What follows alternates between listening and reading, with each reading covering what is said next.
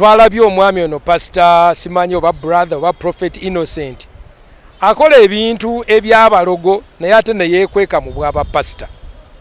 Atugamba mbu ajja kapa mu bitundu by'abakyala by'ekyama, ajjayo emisota, ajjayo simanya emiguwa, buli kintu kyonna. Ebintu byakola tubimanyi mu balogo n'abamayembe.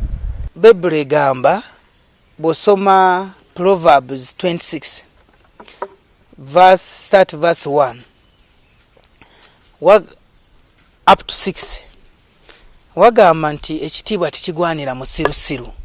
Kati Ssempa mukadde ke amaze emyaka ng'asabira abantu, sirabangayo wakutakatambi ng'omulema atambula ng'omugo agulise wali, sirabangayo gwawonyeza nti alina sukaali. Kati mutuufu bw'otunuulira omwana ayavula n'omuteeka ku mwana amaze P7 mutuufu oba totegeera. Era abantu abasinga bankubidde nga bagamba nti pastor ono pastor munnammwe kozi ono si munnaffe, ono mulogo, ono musamize, era tetuyina kye tumumanyiiko.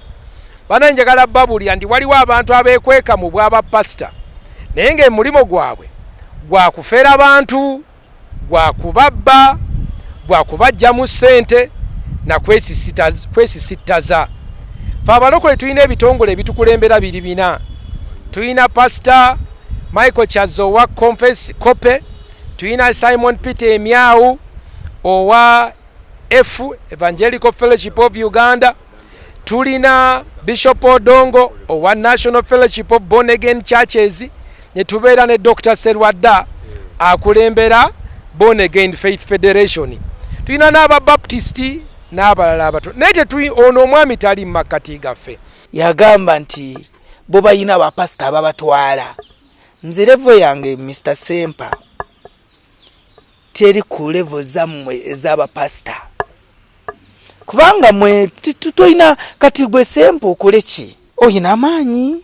Just kuda wali mu church n'ogamba Yesu sharababa n'omubuuza sharababa kitegeeza ki? Bye bya Ssempa.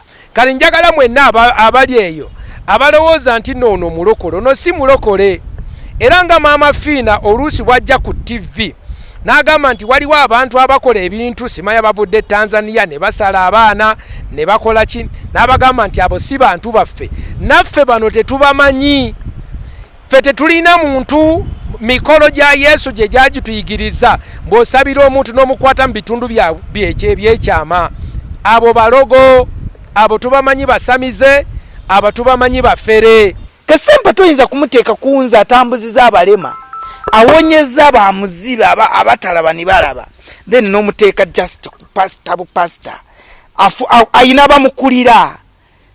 Ssempa n'agamba nyina pastor akulira ekibiina bw'ekiti. Kati nze Ssempa tisiri mu ezo levo nze ndi waggulu waazo. Kati Ssempa kubanga Yesu we yatambulira ku nnyanja, abatume be bennyini bagamba nti oyo mukulu w'omusambwa.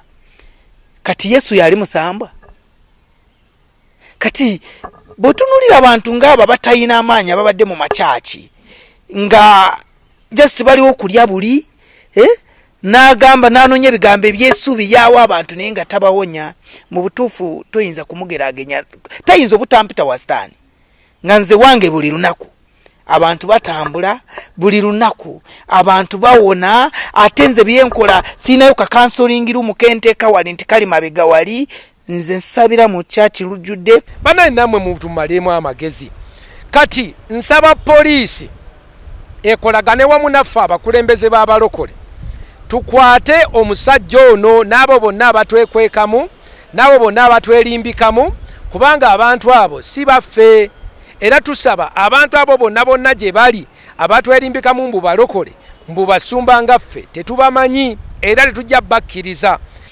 Nze Ssempa ngenda kubuulira poliisi ya Uganda abali ku levo za waggulu gwe kyotamanyi tibasabira wange, kubanga lipooti ngenda na kumugambako kino nti nze omusajja mu nsi yonna olwaleero alina vidiyo ezitrendinze mu basajja abasaba mu nsi yonna. Nze nsabiddeko abazungu, nsabidde ku nsi zonna aba Nigeria ate nga nze sigenda Nigeria nga mwe ba pastor gye mugendayo nze bajje wange munayo kuva Nigeria. Era mwenna aboogera nti nno omulokole tubagamba mulekeraawo. Omuntu bw'abeera mu kitongole ekirala abeere ng'alina layisinsi ye, abeere nti nno nze ndi mu traditional healers oba mu bafere, kati eyo association y'abafere temugituteekamu. Era ono oyo si brother, ono musamize, ono devil agent. Abantu mukimanyi nti waliwo abantu abayitibwa ba devil agent, abaweereza ba Satan. Ono yennyini mumulaba muweereza wa Satan. Ono muweereza wa Satan, tatwekwekamu, tatwegattamu, tagamba nti n'omu ku baffe agende. Then kati Mr. Ssempa okukuddamu ndaaninga yeetemye ebigere bebo nga bwegamba mu ngero 26 nti bw'oddamu omusiru obanga olinga yeesazeeko ebigere. So siina budde bwa Ssempa, nyina obudde obuwunya abantu n'obudde obukola ebyange bintwala mu maaso. Mwabo abakwata ebitundu by'ebikyala by'ekyama ne bateekayo pusi ne bazijjayo ne bazijjayo.